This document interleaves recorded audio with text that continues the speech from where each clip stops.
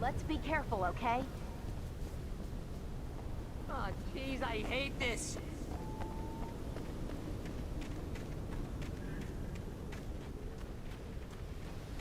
Okay, Wake. There's a button over there that opens the door. I think something's broken. Hold the button down so we can get in.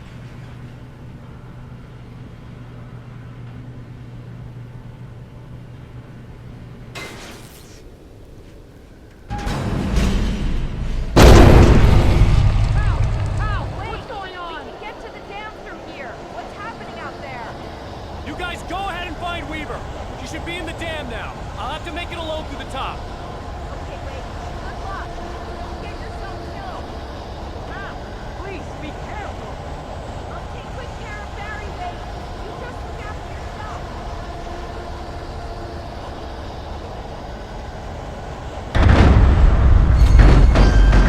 You gotta be kidding me.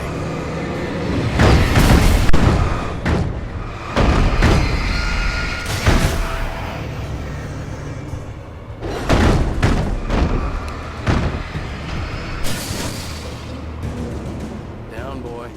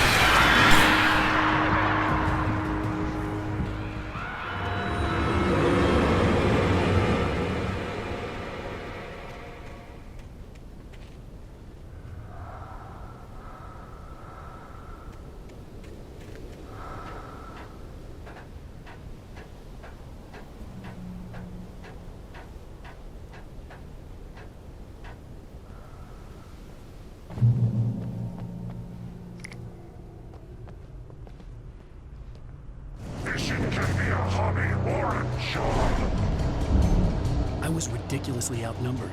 The searchlight could even the odds.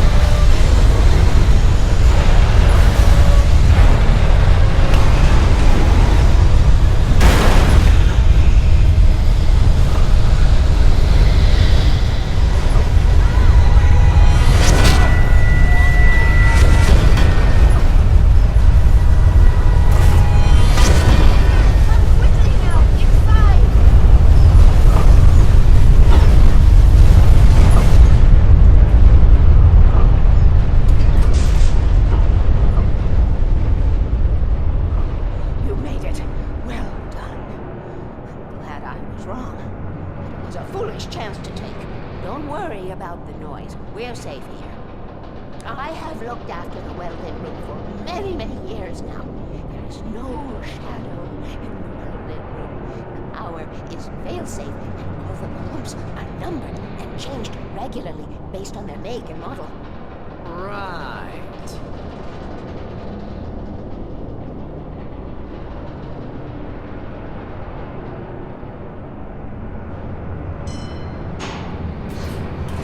There's an old army base at Rainbow.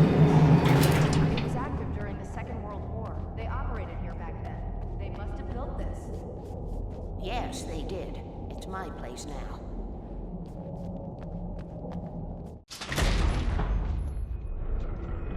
Take it, and I won't need to worry about the room anymore, because 6 and 33 and 118 need changing soon, and I don't want to climb up the ladder to change them because it's very late, and I'm tired.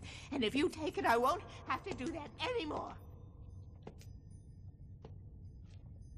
The page was autobiographical, a memory from my childhood.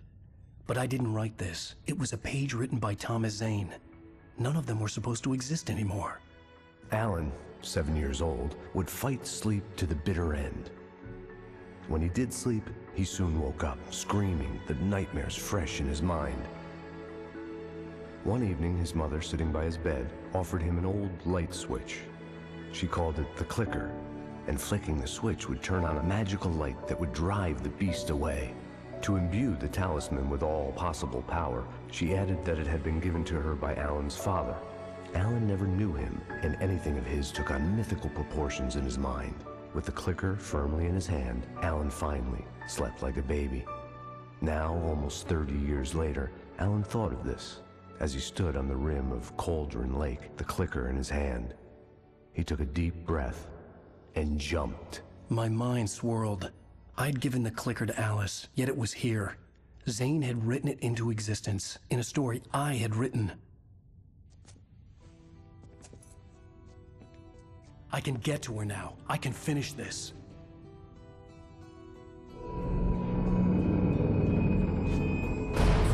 Remember standing on a broken field, white crippled wings beating the sky, the harbingers of war with their nature revealed, and our chances flowing by.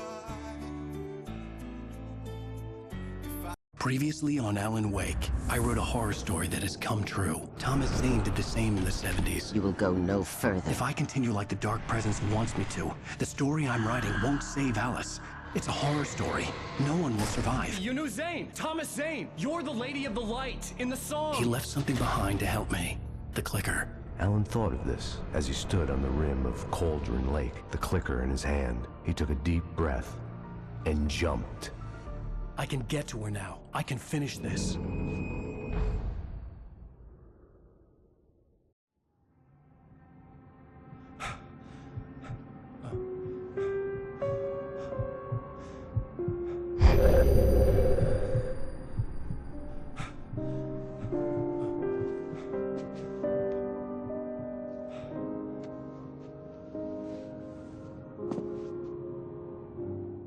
I had a hangover.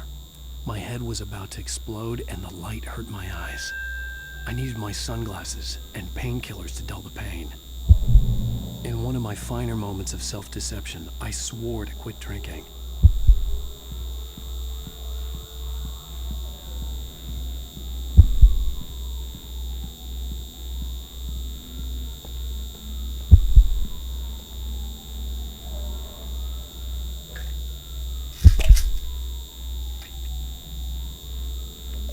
The pills worked fast. The prospect of being awake started to seem bearable again.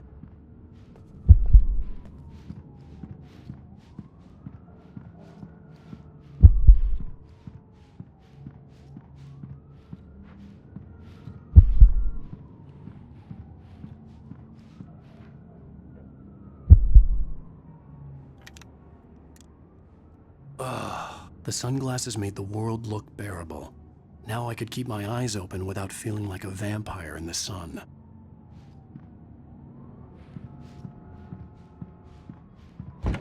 There was a message waiting for me on the machine. You have one still asleep? Wakey, wakey! You should have your show on your TiVo. If Alice wasn't too mad to record it. Yeah, she called me earlier and really chewed me out. Yeah, we went a little overboard last night. But parties are a part of this business. Al, look, I'm saying this as your friend. She's not doing your career any favors by trying to run your life like that, okay? I'll talk to you later, Al. Watch the show.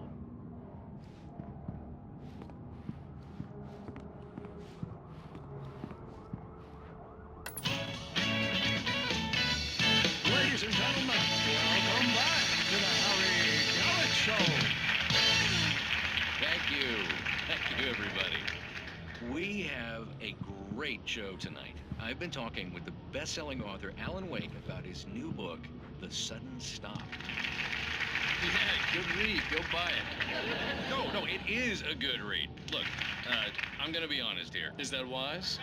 No, but I'm gonna do it anyway. I got people who give me the lowdown on books. I'm a busy guy. But this one, I actually read from cover to cover. I mean, I'm a big fan. Wow, thanks.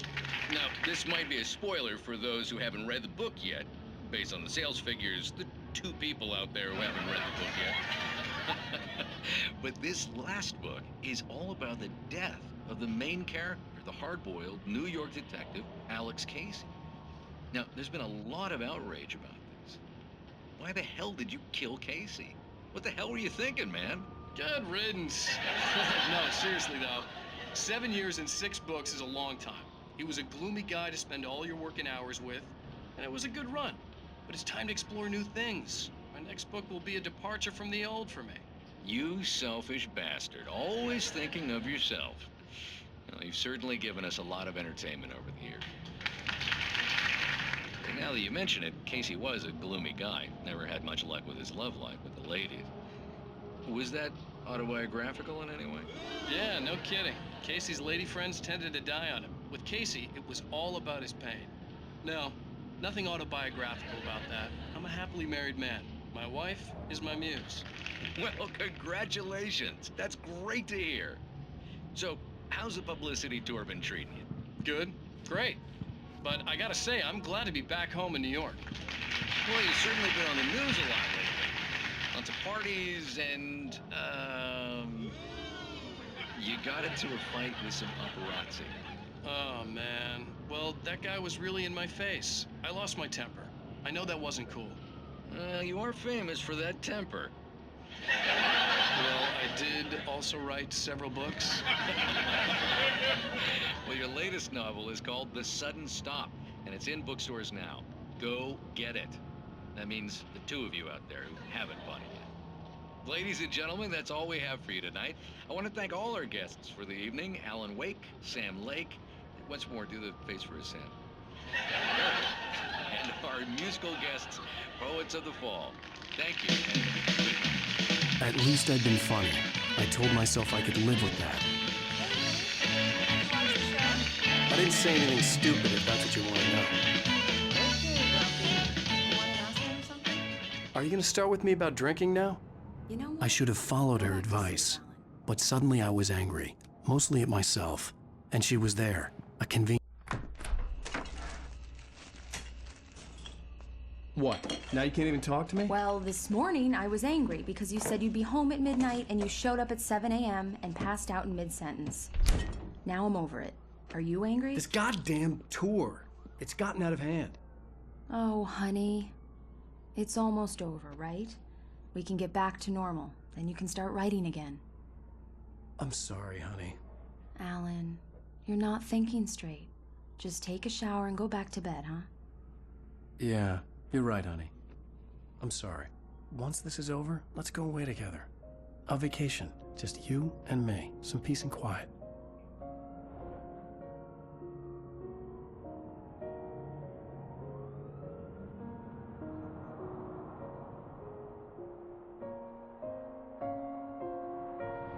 Somehow, the clicker was the key to the cabin. I had to return to Cauldron Lake to save Alice.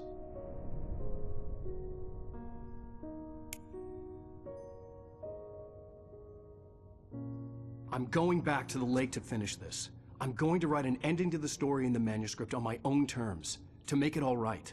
Why can't you just write it here? The last page is still in the typewriter. I need to read it first. Everything needs to be just right. Zane tried to cut some corners, and it didn't end well. Okay, ready when you are. I'm sorry, Sarah, but I need to do this alone. Barry, take her gun. Miss Weaver, close the door when I leave.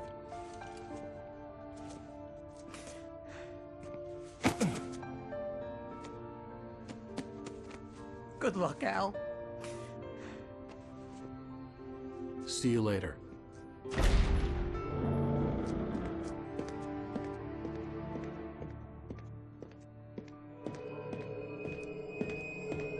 When I got out, it was warm and sunny.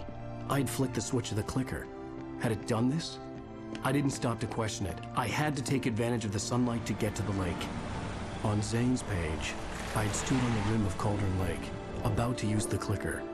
That's where I was headed.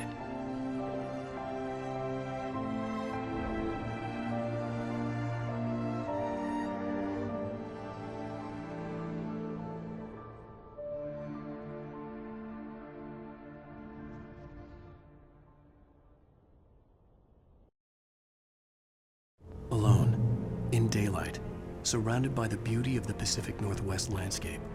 It was hard not to let doubt creep in one last time. I could still chalk everything up to a dream, a delusion. I had enough imagination to make up something like this, having been in the cabin all this time, trapped in a story inside my head, gone mad from grief over Alice's death like Hartman had claimed. There would be no way of knowing. I told myself it didn't really matter. My course was set.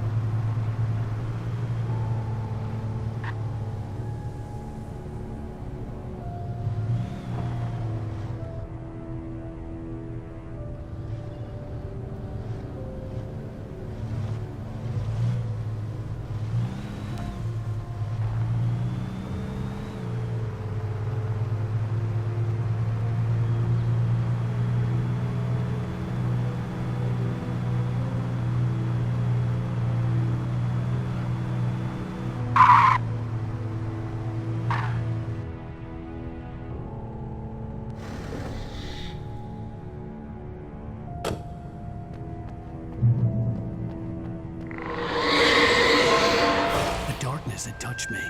There was a link between us, always would be. I could feel its presence again, getting closer.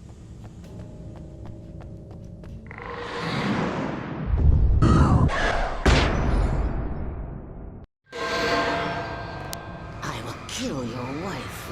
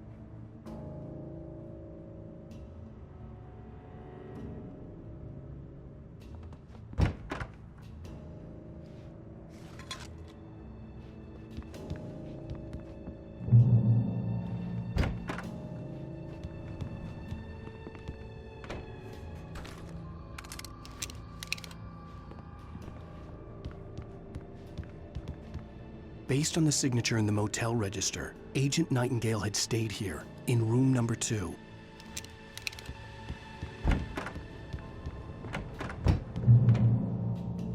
This had obviously been the room where Agent Nightingale had stayed when he hadn't been busy harassing me.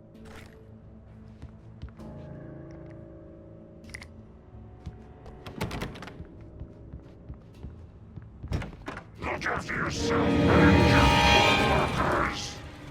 Could have fooled me, pal.